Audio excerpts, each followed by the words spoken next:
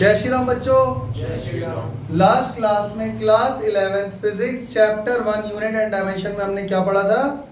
हम लोगों ने मतलब लास्ट दो क्लासेस में एमएलटी डायमेंशंस फाइंड करी थी बहुत सारी फिजिकल क्वांटिटीज की, और हमने इसका टेबल भी बनाया था। इसके अलावा मैंने एक और चीज़ कही थी जो बहुत इंपॉर्टेंट है कि वो सभी फिजिकल क्वांटिटीज जिनकी यूनिट या डायमेंशन सेम है उनको एक अलग जगह उठा के टेबल में मार्क करके लिख देना। याद है कि भूल गए? तो आज हम लोग क्या स्टार्ट करने वाले हैं? आज हम लोग एप्लीकेशन ऑफ डायमेंशन एनालिसिस पढ़ने वाले हैं, जहां से एग्जाम में पक्का क्वेश्चन आता है। जो तुम्हारे यूटी होंगे या जो तुम्हारे टर्म 1 टर्म 2 के एग्जाम होंगे, अगर इस चैप्टर से क्वेश्चन आएगा तो यही आएगा कि ये जो भी डायमेंशनल एनालिसिस हमने पढ़ा है उसका एप्लीकेशन। समझ गए? तो अगर आपको डायमेंशंस नहीं आते, डायमेंशनल फार्मूला फाइंड करना नहीं आता, फार्मूले नहीं आते, तो फिर आपको इस टॉपिक में बहुत प्रॉब्लम आएगी। इसलिए ये स्टार्ट करने से पहले जो भी हम आज पढ़ने वाले हैं, आप लोगों को डायमेंशनल फार्मूला फाइंड करना आना चाहिए और याद भी होने चाहिए। कोई दिक्कत? तो आज हम क्या पढ़ने जा रहे हैं? Applications of dimensional analysis। ये हमारा आज का टॉपिक है, पर ये पूरा आज हम नहीं पढ़ पाएंगे क्योंकि इसके अंदर फर्दर 3 टॉपिक और हैं। जैसे number 1, to check the correctness of a given physical relation।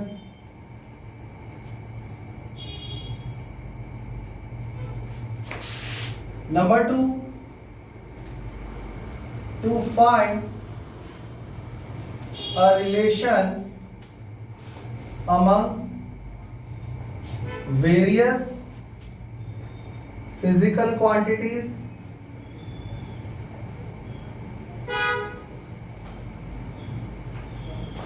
Number 3, to convert a physical quantity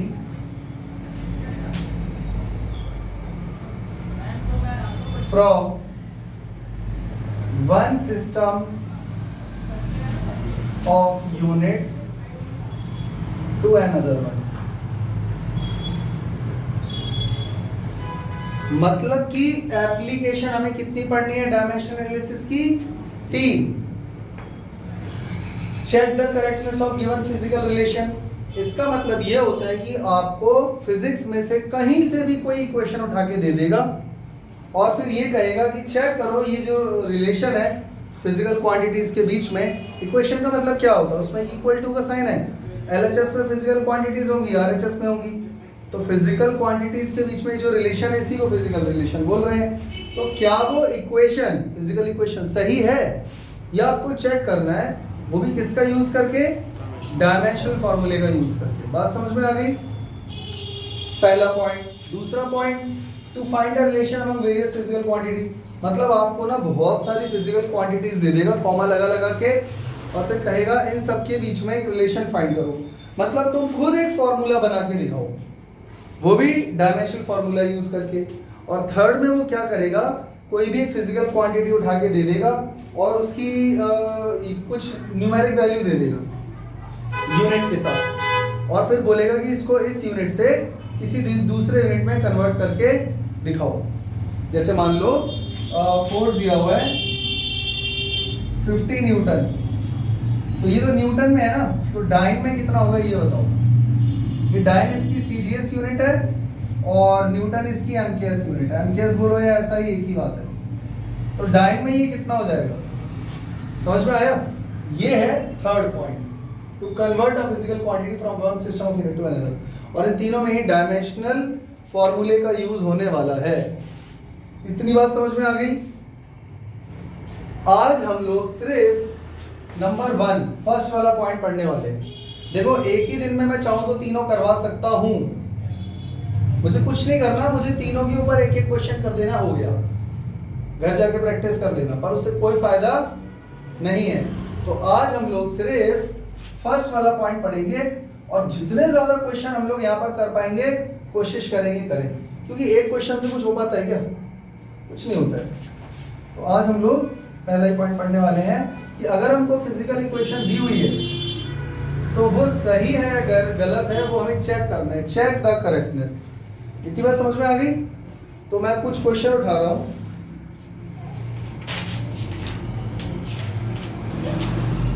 एक क्वेश्चन उठा रहा हूं या फिर एक काम करता हूं, इसको पॉज करना, क्वेश्चन लिख लेते हैं पहले। तो मैंने एक काम करता हूं, सारे फिजिकल रिलेशन जो भी मुझे इस बुक से मिल के, ये एसएल मैंने बुक पढ़ रखी है, इससे जितने भी फिजिकल इक्वेशन मुझे मिलेंगी मैं उठा के यहाँ लिख दूंगा और फिर एक एक करके हम चेक करेंगे वो सही है या गलत है। ठीक है, जैसे इसमें दिया हुआ है number 1 s is equal to ut plus half at square. Second half mv square is equal to mgh। Third fs is equal to half mv square minus half mu square. Number 4 tau is equal to I alpha. Number 5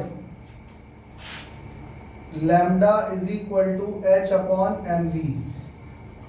number 6 तुम्हारे पास एक और बहुत अच्छी opportunity आ गई है फॉर्मूले याद करने की।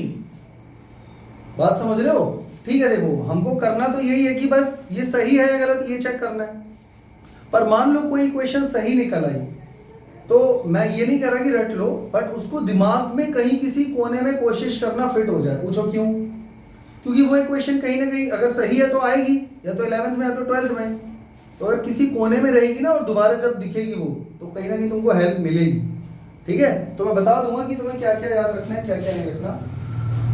उसके बाद दिया हुआ है v is equal to under root 2gm upon r। Number 7 e is equal to mc square. Number 8 t is equal to 2 pi under root l by g। Number 9 v is equal to under root p by rho. Number 10 nu is equal to 1 by 2l under root t by m।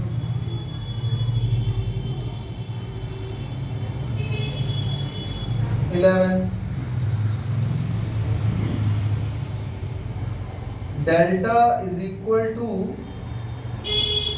mgl cube divided by 4bd cube y।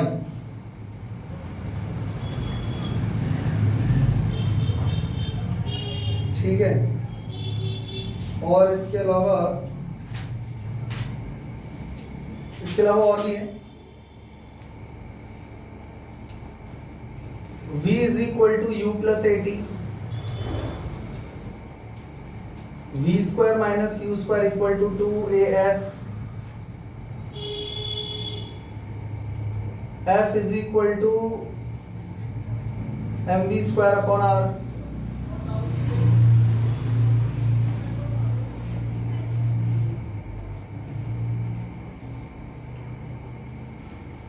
vc is equal to k eta by r रो।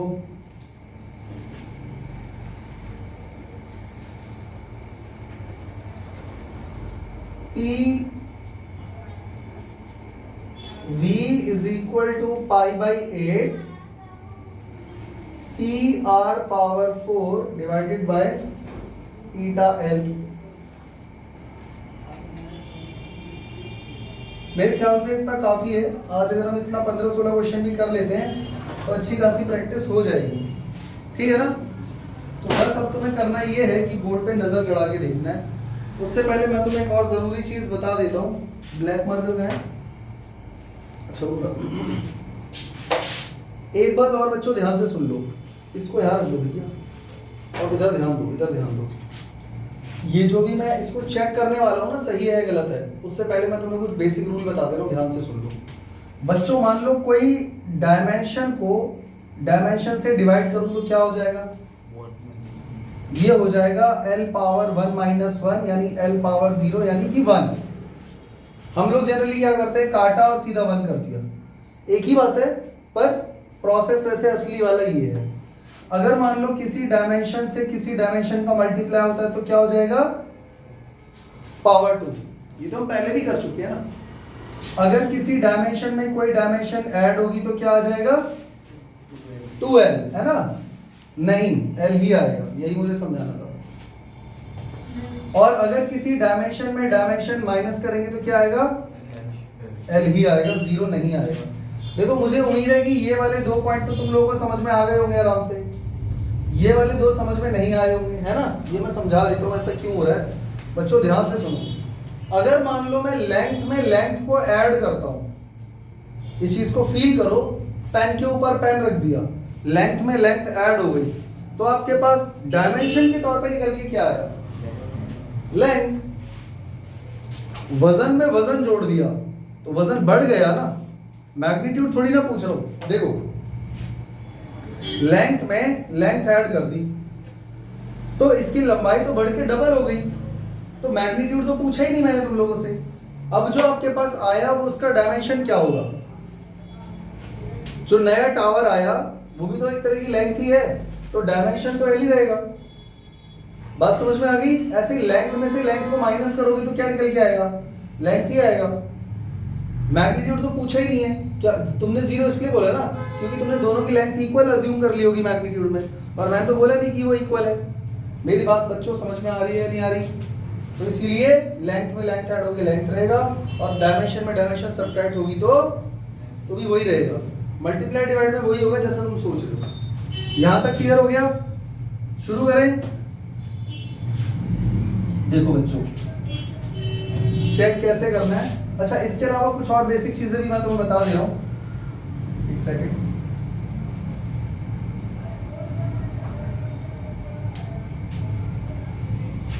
इसके अलावा मैं तुम्हें कुछ और चीजें बता दे रहा हूं। जो ये इसने हमको फिजिकल इक्वेशंस यहां पर लिखकर दी है ना, ये फिजिक्स में इसने कहीं से भी उठा के दे दी है, चाहे वो 11th का सिलेबस में हो चाहे वो 12th के, ठीक है? वो कहीं से भी दे सकता है। तो कई बार ऐसा हो सकता है कि बच्चे को यही नहीं पता कि यहाँ पर टी कौन है। मेरी बात समझ पा रहे हो भाई? यहाँ पर टी का मतलब क्या है जरा बताओ। तुम तो एमएलटी डायमेंशन पुट करोगे टी की, टी है कौन? टाइम है? नहीं। टेंशन है? हाँ, टी मतलब टेंशन है, समझ गए ना? तो इसलिए मैंने पूरे क्वेश्चन नहीं लिखे, बहुत टाइम वेस्ट होगा। क्वेश्चन में ये गिवन होगा कि T का मतलब टेंशन है, M का मतलब मास है, G का मतलब एक्सेलरेशन ड्यू टू ग्रेविटी है, P का मतलब प्रेशर है, रो का मतलब डेंसिटी है, या फिर यहाँ पे D का मतलब डेप्थ है। वो तुम्हें ये लिख कर देगा। मेरी बात समझ में आ रही है बच्चों? या मैं तुम्हें पूरा कंप्लीट क्वेश्चन हाथ से लिख के दिखाऊं? समझ रहे हो ना? पूरा क्वेश्चन मैं इसलिए नहीं लिख रहा हूं क्योंकि अगर इन सबके लिए सेपरेट क्वेश्चन लिखूंगा टाइम वेस्ट होगा। तो मैंने इक्वेशन लिख दी और चेक कैसे करना है वो मैं तुम्हें अभी बता दूंगा, ठीक है? और मैं तुम्हें साथ के साथ बताता रहूंगा कि P क्या है और R क्या है, ठीक है? तो चलो भाई शुरू करते हैं नंबर 1 से। यहां से शुरू कर दूं, कोई दिक्कत तो नहीं है ना? आंसर नंबर फर्स्ट बच्चों देखो क्या है, S is equal to U T plus half A T square. S is equals to U T plus, तो डायमेंशन हमें LHS और RHS में सेपरेटली सॉल्व करना है, कोई भी टर्म इधर उधर लेकर नहीं जाना है। तो बच्चों LHS वाला पार्ट क्या हो गया, जल्दी बोलो। S का मतलब क्या होता है? डिस्प्लेसमेंट। RHS पे आ जाओ। U t plus half A T square. Check करो, U मतलब इनिशियल वेलोसिटी, इनिशियल वेलोसिटी की वेलोसिटी ही होती है LT-1। T मतलब टाइम प्लस हाफ, हाफ का तो कुछ भी नहीं होता, a for acceleration lt minus 2 और t का यहाँ पर स्क्वायर है तो ये हो गया t पावर 2। कोई दिक्कत? सबको समझ में आ गया? अभी पूरा सॉल्व कर लो। देखो बच्चों t power plus 1 t power minus 1 l बचेगा और यहाँ पे t पावर प्लस 2 है t पावर माइनस 2 है l बचेगा, l प्लस l कितना हो जाएगा? RHS में क्या आया? LHS में क्या आया? यानी RHS is equal to LHS। तो इसके बाद आप क्या लिखोगे? Hence the given, ये एग्जाम में तुम्हें लिखना है ऐसे करके पूरा, मतलब सॉल्व करके बताना RHS इक्वल टू LHS। तो इसीलिए लिखोगे द गिवन फिजिकल इक्वेशन या रिलेशन इज डायमेंशनली करेक्ट। कोई दिक्कत? पर अब मैं ये बार बार इतना सारा नहीं लिखूंगा, मैं करेक्ट या इनकरेक्ट लिख दूंगा। एग्जाम में आपको पूरा ऐसे लिखना है। सबको समझ में आ गया? तो अब मैं थोड़ा शॉर्ट में काम करूंगा, समझ जाओगे ना पूरा। तो अब कैसे करना है समझ गए। इसके बाद चलते हैं आगे। नंबर 2 बोलो क्या है? Half mv square is equal to mgh। देखो बच्चों पहले दिमाग लगाओ, क्या ये क्वेश्चन तुमने कभी इससे पहले जीवन में पढ़ी है? पढ़ी है ना? तो ये तो सही है, इसका मतलब हमें पहले से ही पता है। तो ये करेक्ट आ रहा है तो इसका मतलब सही है। तो देखो आंसर की तो तुमको मिलती नहीं है सीबीएसई में, तो तुम्हें पता कैसे चलेगा मेरा आंसर सही है गलत है? तो अगर वो इक्वेशन के बारे में अगर तुम्हें पहले से कुछ आइडिया है तो तुम्हें कॉन्फिडेंस रहेगा कि देखो मेरा इक्वल आ गया है और ये इक्वेशन भी होती है, एग्जिस्ट करती है, हमने पढ़ी है, तो ये सही ही होगा। ठीक वैसे ही बच्चों यहाँ पे देखो ये पोटेंशियल एनर्जी है और ये काइनेटिक एनर्जी है। ये फॉर्मूला जानते हो ना, बचपन से पढ़ रहे हो। तो ये दोनों ही एनर्जी है, तो इसका मतलब दोनों का डायमेंशन सेम ही आने वाला है। तो बस अब सॉल्व करना है। तो आ जाओ LHS पे। चलो भाई LHS बोलो। हाफ mv स्क्वायर, हाफ का कुछ नहीं होता, मास का m हो गया, v square, v for velocity, lt minus 1 का स्क्वायर हो गया। क्या आया? यह आ गया m1 l2 t माइनस 2। कोई दिक्कत? अब आ जाओ RHS पे। RHS में आ रहा है mgh। m का हो गया m, g का मतलब क्या होता है? Acceleration due to gravity lt minus 2 और h का मतलब हाइट हो गई तो l हो जाएगा। तो ये हो गया m1 l2 हो गया ना, 1 और 1 मिला के, और t माइनस 2। बच्चों सेम आ रहा है कि नहीं? तो अब क्या लिखेंगे? LHS इक्वल टू RHS, यानी कि ये भी करेक्ट है। अगला बोलो, ऊपर करते हैं।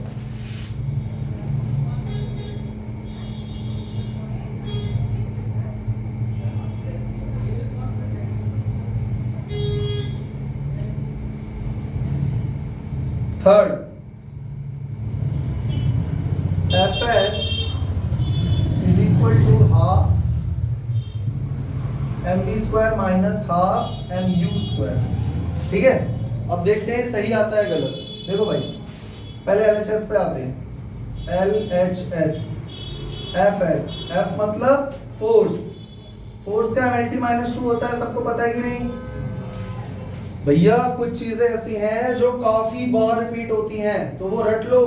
अब फोर्स का अलग से फाइंड करोगे, मास इनटू एक्सेलरेशन करके टाइम वेस्ट होगा ना यार। तो इसका mlt माइनस 2 याद कर लो। L for S for displacement L हो गया, तो ये हो गया m1 l2 t माइनस 2। ठीक है, और RHS पे आते हैं। RHS हमको क्या दिया हुआ है? Half mv square minus half mu square. बच्चों हाफ का तो कुछ भी नहीं होता, m फॉर मास हो गया m, v का स्क्वायर, v का मतलब क्या होता है? lt माइनस 1, इसका स्क्वायर करोगे माइनस हाफ, हाफ का कुछ नहीं होता ना, m और u फॉर इनिशियल वेलोसिटी, तो अगेन lt माइनस 1 का स्क्वायर। तो ये आ गया बच्चों ml2 t minus 2 minus ml2 t minus 2, और माइनस करने पर मैंने क्या बोला था? सेम ही रहता है, जीरो नहीं हो जाता। तो ये हो जाएगा ml2 t माइनस 2। अब तुम बताओ LHS और RHS इक्वल आ रहा है या नहीं आ रहा? तो ये करेक्ट है या इनकरेक्ट है? तो बताओ क्या प्रॉब्लम है? सिंपल है ना। फोर्थ पे आ जाओ। Fourth, tau is equal to I alpha.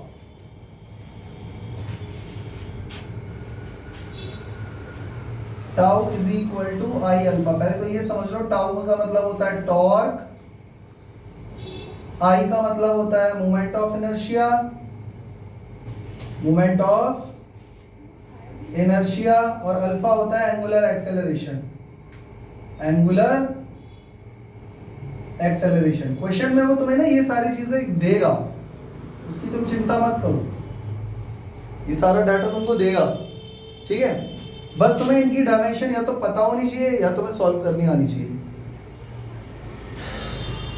तो पहले एलएचएस को सॉल्व करते हैं। टाउ, तो टाउ की डायमेंशन डायरेक्ट तो हमको नहीं पता, तो हम लोग इसका फॉर्मूला क्या लगाएंगे, फोर्स इनटू डिस्टेंस। समझ में आ रहा है? तो टाउ की डायमेंशन फोर्स का क्या होता है, mlt माइनस 2, और डिस्टेंस का l हो गया, तो मिला के टाउ का क्या आया, ml2t माइनस 2, ठीक है। अब आते हैं RHS पे। RHS में है I अल्फा। तो बच्चों I का फॉर्मूला पता है क्या होता है, मोमेंट ऑफ इनर्शिया का, हमने टेबल में पढ़ा था ना, इसका होता है मास इनटू डिस्टेंस का स्क्वायर इनटू अल्फा। अल्फा क्या है, एंगुलर एक्सेलरेशन, तो angle upon tan square, angle upon, तो जरा चेक करना आई अल्फा का डायमेंशन क्या आया, मास का हो गया m, डिस्टेंस का हो गया l2, एंगल का कुछ नहीं होता, टाइम का हो गया t स्क्वायर। तो सॉल्व करके आ गया ml2t माइनस 2। चेक करो LHS और RHS इक्वल आ रहा है नहीं आ रहा, तो इसका मतलब क्या हुआ, करेक्ट है इनकरेक्ट है, करेक्ट है। समझ में आ गया? कितने पार्ट हो गए, 1 2 3 4। बस इसका स्क्रीनशॉट ले लेना, मैं ये रेज करने जा रहा हूं, फिर चलते हैं आगे। चलते हैं आगे बच्चों। हमारा फिफ्थ पार्ट क्या है, ये रहा, lambda is equal to H upon M V. Lambda is equal to H upon M V. बच्चों ये फॉर्मूला याद भी कर लेना, ये डी ब्रॉय वेवलेंथ का फॉर्मूला है, डी ब्रॉय वेवलेंथ। एलएचएस पे आते हैं, लैम्डा का बोलो क्या होता है, लैम्डा खुद ही वेवलेंथ है, और वेवलेंथ की डायमेंशन क्या होती है, भूल गए ना, वेवलेंथ, वेव की लेंथ, वन कंप्लीट वेव की जो लेंथ होती है उसी को तो बोलते हैं। तो एल, और आरएचएस पे आते हैं, H अपॉन एम वी। बच्चों H क्या है, प्लैंक्स कांस्टेंट, याद है कि भूल गए, तो उसका अलग से फाइंड करना पड़ेगा, और एम वी का तो हमको पता ही है, एम वी का क्या होता है, मास का m, v for velocity, lt minus 1। अब h का अलग से कैसे फाइंड करेंगे बच्चों, देख लो, मैंने तुम्हें बताया था E is equal to H नहीं होता, बहुत इंपॉर्टेंट है याद रखना। तो यहां से h will be equal to E by nu हो जाएगा। E फॉर एनर्जी, एनर्जी और वर्क डन का सेम होता है, तो वर्क डन का क्या होता है बच्चों, force into displacement ml2t minus 2, और अपॉन में फ्रीक्वेंसी, फ्रीक्वेंसी का ml की डायमेंशन क्या होता है, t माइनस 1। मेरी बात समझ में आ रही है? देखो यहाँ पर मुझे h की डायमेंशन चाहिए, डायरेक्ट हम नहीं पुट कर सकते, सॉल्व करना आना चाहिए। तो प्लैंक्स कांस्टेंट के लिए मैंने बोला था ना ये फॉर्मूला याद करने को, तो वहीं से डायमेंशन निकाल रहे हैं। तो अब इसको जरा सॉल्व करना, क्या आ गया, ml2t, देखो माइनस का 2 है और ऊपर आगे प्लस 1 हो जाएगा, तो माइनस 1 हो जाएगा, तो ये हो गया ml2t माइनस 1। चेक करो, m से m गया, t माइनस 1 से t माइनस 1 गया, ऊपर l स्क्वायर है नीचे l है, तो सिर्फ एक l बचेगा। क्या बचेगा, एक l बचेगा यहाँ पे। तो RHS इक्वल टू LHS आ गया, और ये करेक्ट हो गया। बच्चों बात समझ में आई या नहीं आई, समझ गए ना? इसको देख लेना एक बार अच्छे से। अगला बोलो, number 6, V is equal to √2gm/r। बच्चों ये एस्केप वेलोसिटी का फॉर्मूला है, ग्रेविटेशन चैप्टर पार्ट 1 का एक लास्ट चैप्टर है ग्रेविटेशन, उसमें ही आएगा। मैंने तुम्हें हनुमान जी की कहानी सुनाई थी ना एस्केप वेलोसिटी वाली, ये वही एस्केप वेलोसिटी है। तो v है वेलोसिटी, g है यूनिवर्सल ग्रेविटेशनल कांस्टेंट, m अर्थ का मास है, r अर्थ का रेडियस है। कोई दिक्कत? आ जाओ फटाफट। LHS पे आते हैं। LHS v है, v फॉर वेलोसिटी, LT-1। और RHS पे आते हैं। RHS क्या है बच्चों? ये थोड़ा सॉल्व करना पड़ेगा। √2gm/r। अब बच्चों मुझे एक बात बताओ, अगर मैं ये रूट हटा दूं तो क्या मैं होल पावर हाफ बोल सकता हूं? मैंने पावर हाफ लगा दी, एक ही बात है, सही है। अब मुझे सबकी डायमेंशन चाहिए, तो देखो 2 की तो कोई डायमेंशन नहीं होती, 2 की तो कोई डायमेंशन नहीं होती। m फॉर मास, ये आ गया m, नीचे r है अर्थ का रेडियस, l हो गया, है ना। अब खाली हमको g की डायमेंशन चाहिए, तो g की डायमेंशन साइड में आके सॉल्व कर लो। उसके लिए ये वाला फॉर्मूला आना चाहिए आपको, Newton universal law of gravitation, याद है। यहां से g इज इक्वल टू कितना हो जाएगा? Fr²/m1m2। फोर्स का होता है mLT-2, r² मतलब l², और m1m2 मतलब m का स्क्वायर कर दूं, समझ गए। एक m से एक m कटेगा, क्या आ गया फाइनली? m-1 ये ऊपर आ जाएगा, l3 हो जाएगा और t-2 हो जाएगा, ठीक है। ये आ जाएगा तुम्हारे पास m-1 l3 और t-2, ठीक। और इस पूरे की पावर क्या है? हाफ। करना सर बच्चों, m-1 और m+1 खत्म हो गया, l से, और यहाँ क्यूब है तो स्क्वायर बचेगा, तो फाइनली बचा l2t-2, और उस पूरे की पावर हाफ है, तो बच्चों lt-1 ही तो बचेगा, हाँ या ना। रूट है ना, ये रूट का मतलब क्या है? रूट से बाहर आएगा तो स्क्वायर हट जाएगा। तो चेक करो LHS और RHS इक्वल आ रहा है या नहीं आ रहा। तो ये क्या हुआ? करेक्ट। स्टेटमेंट पूरा लिखना होता है, the given physical equation is dimensionally correct. कोई दिक्कत? चलें आगे।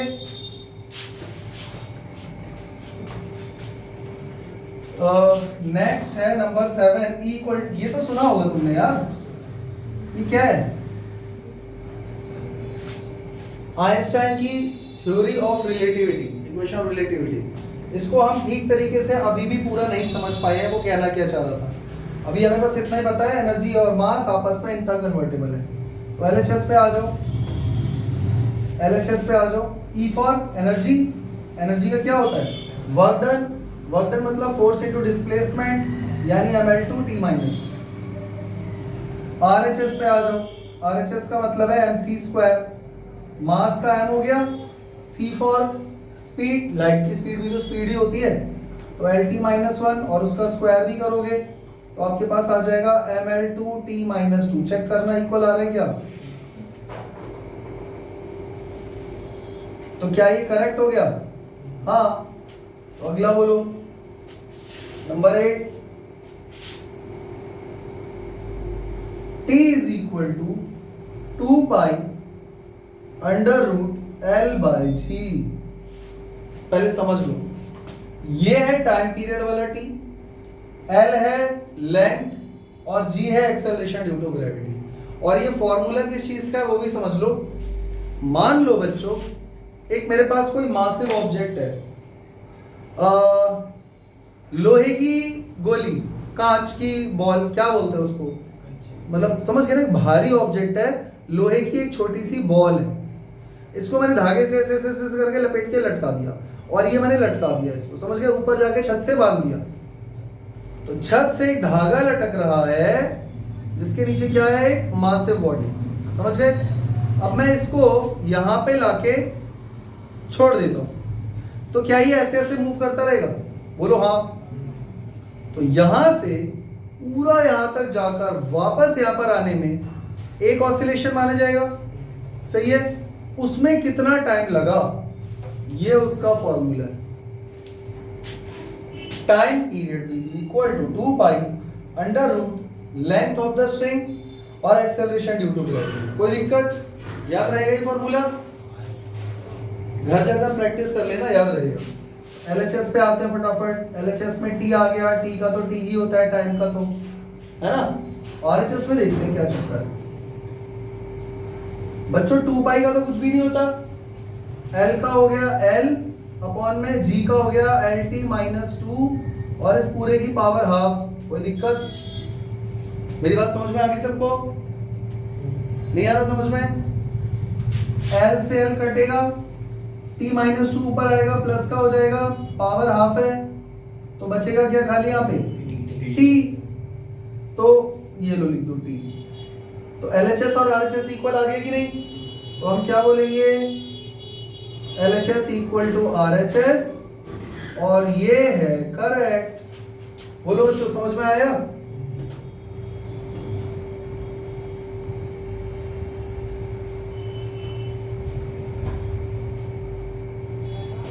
चलें आगे। अब हम आते हैं 9th पे। V is equal to under root P by rho. V is equal to under root P by rho. ये वेलोसिटी का फॉर्मूला है कि अलग अलग मीडियम में वेलोसिटी ऑफ साउंड अलग अलग होती है, ठीक है। जैसे साउंड की वेलोसिटी एयर में कुछ और है, वाटर में कुछ और है, सॉलिड में कुछ और है, तो ये वेलोसिटी का फॉर्मूला है। तो यहाँ पर P हमको गिवन रहेगा क्या? प्रेशर, और रो होता है बच्चों डेंसिटी, ठीक है। तो LHS पे आ जाओ। LHS क्या है? V यानी LT माइनस 1।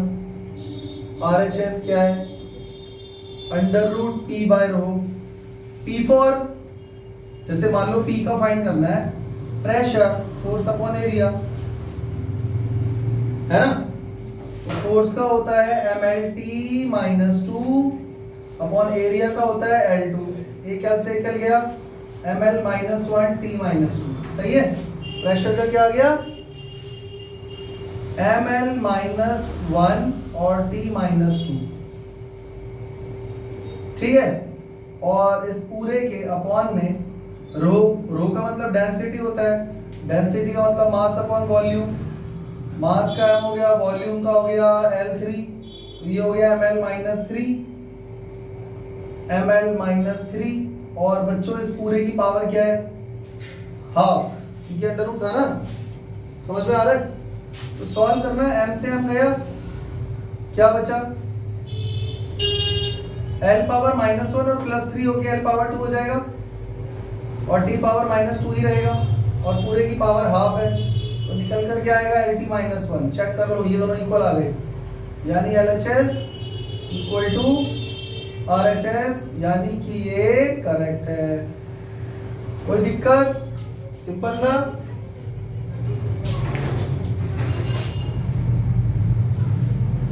अच्छा, ये ना इनकरेक्ट वाले भी दे सकता है। ये सारे करेक्ट आ रहे हैं, तो इसका ये मतलब मत सोचना कि हमेशा करेक्ट ही आएगा या हमेशा करेक्ट ही आता है। मेरा कैसे आंसर इनकरेक्ट आ गया, कहीं मैंने तो गलत नहीं करा।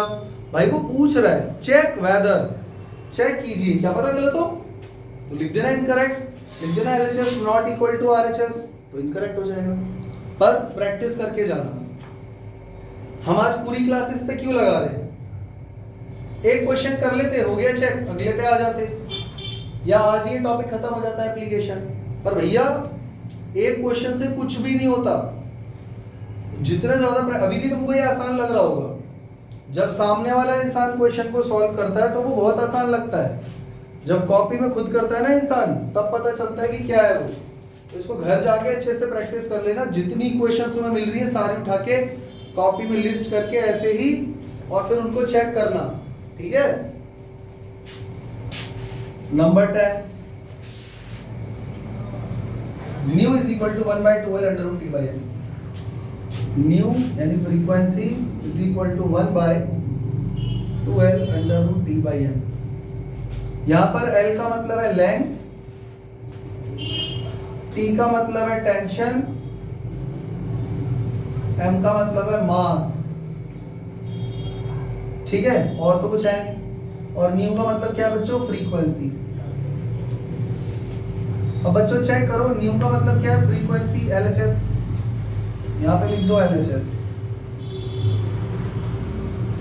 फ्रीक्वेंसी का होता है 1/t यानी t पावर -1। और RHS पे आ जाओ, 1/2l under root T by M. 1/2 का तो कुछ भी नहीं होगा, यहाँ पर l है, ये हो गया 1/l। और t by M, t for tension. Tension भी एक प्रकार का फोर्स ही होता है, पता है ये बात? टेंशन मतलब फोर्स। तो mlt -2 अपॉन m, और सिर्फ इसकी पावर है हाफ। समझ में आ गया ना? क्योंकि रूट के अंदर तो t बाई एम था ना खाली। तो ये हो गया 1/l इंटू m से m कट गया, LT-2 पावर हाफ। ये चेक करना, देखो t तो बाहर आके t रह जाएगा, l रूट में रहेगा ना।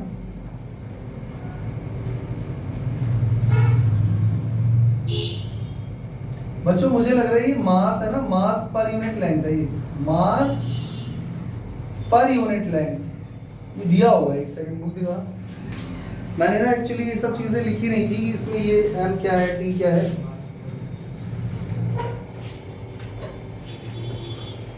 हाँ बिल्कुल सही, ये जो m है ना यहाँ पे, ये मास नहीं है बल्कि ये मास पर यूनिट लेंथ है। तो यहाँ पर ये जो m है ये m बाय l आएगा, तो ml -1 हो जाएगा, मास पर यूनिट लेंथ। तभी तो कह रहा हूँ ये दिया रहेगा, अगर ये नहीं दिया ना तो गड़बड़ हो जाएगी। तो ml -1, अब ये -1 वाला l ऊपर जाएगा तो l स्क्वायर हो जाएगा। अब ये रूट से बाहर निकलेगा तो क्या हो जाएगा? LT -1 और अपॉन में ये वाला l से l कटेगा, क्या बचेगा? आ गया ना LHS इक्वल टू RHS। हो गया, खत्म। 11 ये रहा। ये काम करते हैं, ये बाद में करेंगे क्योंकि जगह कम है। पहले ये करते हैं v is equal to u plus 80। ठीक है, v is equal to u plus 80। v for velocity LT -1, मैं डायरेक्ट लिख दे रहा हूँ, LHS RHS नहीं कर रहा हूँ। v भी इनिशियल वेलोसिटी है LT -1, प्लस a एक्सेलरेशन है LT -2, और t टाइम है तो t। तो ये हो गया LT -1 और ये हो गया LT -1, और इन दोनों को जोड़ोगे तो LT -1 ही रहेगा। तो LHS इक्वल टू RHS आ गया, और ये हो गया करेक्ट। आगे बात समझ में बच्चों? अब इसके बाद मुझे ये वाला करना है, ये तो हो गया, और फिर ये करना है। ठीक है, चलो भाई करते हैं शुरू। इसका स्क्रीनशॉट ले लेना, मैं ये रेज करने जा रहा हूँ। तो ये है delta is equal to mgl³ divided by 4bd³ gamma 4bd³ question में तुम्हें ये बताएगा कि डेल्टा क्या है, g क्या है, m क्या है, b है, d है, जो भी है। ठीक है, तो पहले तो मैं बता देता हूँ, एक्चुअली हो ही रहा है कि ना एक ऑब्जेक्ट है,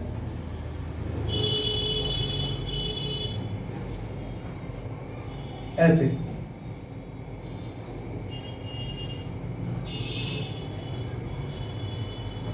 समझ गए?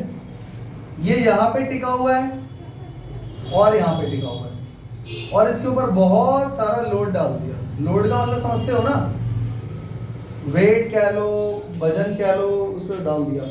बच्चों खुद सोचो, ये जब बीच में लोड डालेंगे और एंड पे टिका हुआ है तो क्या ये मुड़ नहीं जाएगा थोड़ी देर बाद? सोच के देखो, मुड़ेगा नहीं मुड़ेगा?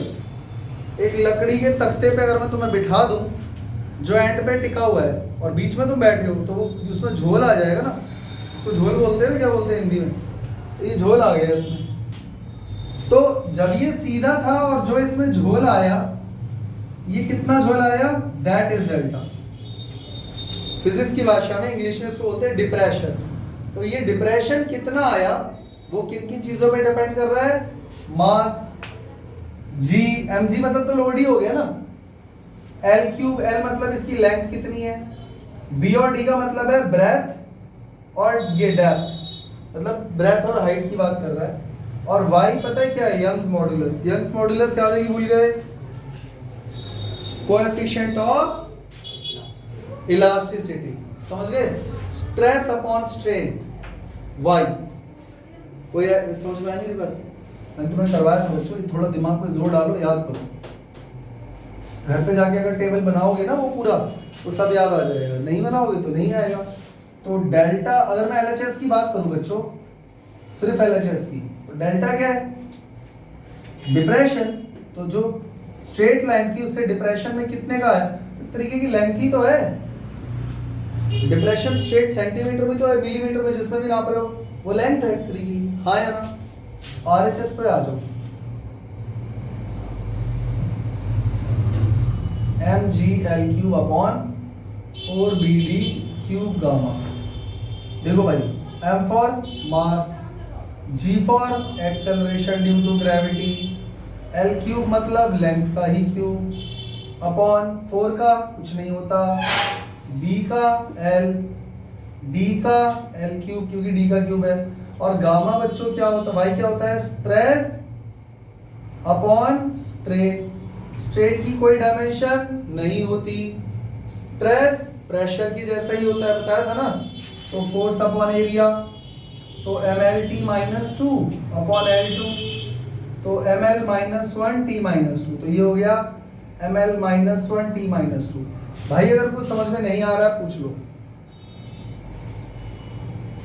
Coefficient of elasticity, stress upon strain, strain की कोई यूनिट नहीं होती, कोई डायमेंशन नहीं होती, स्ट्रेस का सेम फोर्स की तरह, प्रेशर की तरह काम करता है, प्रेशर का होता है फोर्स अपॉन एरिया, ये रहा फोर्स, ये रहा एरिया, सॉल्व कर लेना। अब जरा करना सॉल्व, m से m कट गया, L3 से L3 कट गया, L से L कट गया, t माइनस 2 से t माइनस 2 कट गया, ये L माइनस 1 बचा, ऊपर आगे क्या बन जाएगा, कोई दिक्कत, यानी यही है LHS, यही है RHS और यही है करेक्ट आंसर। समझ गए कि नहीं, हो गया। तो दिखने में वो लंबा चौड़ा लग रहा है, जब वो तुम्हें टर्म्स के बारे में बताएगा ना और तुम उनकी डायमेंशन डालोगे, बशर्ते वो टेबल तुम्हें याद होना चाहिए, तो आराम से आंसर आ जाता है। चले आगे,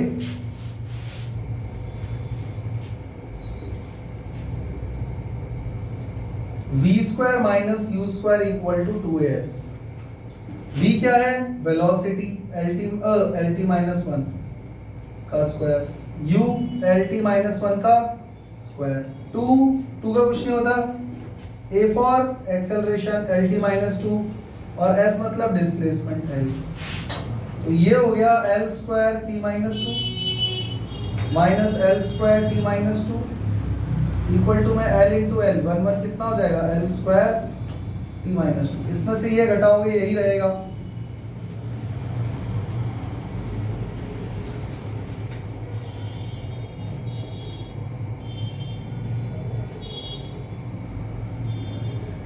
करेक्ट, कोई दिक्कत।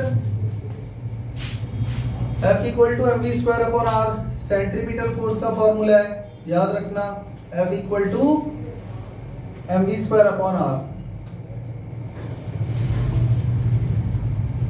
F फॉर फोर्स होता है, फोर्स का हो गया mlt माइनस 2। मैं डायरेक्ट सॉल्व कर रहा हूं, मैं LHS RHS नहीं लिख रहा हूं, ठीक है। mv square upon r, m का हो गया मास का m, v स्क्वायर का हो गया lt माइनस 1 का स्क्वायर अपॉन में l, l से l कट गया, वो स्क्वायर करोगे ना पहले, तो अभी मत काटो बच्चों इसको। तो ये हो गया तुम्हारा ml2t minus 2 upon l, l से एक l जाएगा तो बचेगा mlt माइनस 2, तो आ गया ना इक्वल, जो LHS है वही RHS है, करेक्ट हो गया। अब क्या बचा, ये दो बचे। बच्चों ये दोनों कर लोगे या नहीं कर पाओगे? होमवर्क के तौर पे दे दूं? नहीं तो ऐसे क्यों सर ला रहे हो भाई? अभी रुको, कैमरा घुमाता हूं तुम्हारी तरफ। मैं बता देता हूं, vc कुछ भी नहीं है, वेलोसिटी है। ये जो कापा है ना, ये कांस्टेंट है, कुछ नहीं है ये।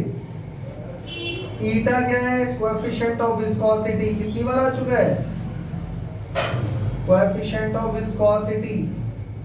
और इसका फॉर्मूला होता है F इक्वल टू माइनस का ईटा ए dv बाई dl। यहां से ईटा निकाल लेना, ठीक है। और रो क्या है बच्चों? क्या है? डेस्टिनी नहीं है, हाँ, डेंसिटी। अगला है nu is equal to v is equal to pi p r power 4 upon 8 eta l। बच्चों यहां पर v है volume per unit time, per unit time. P है प्रेशर, R है रेडियस, ईटा है कोएफिशिएंट ऑफ विस्कोसिटी,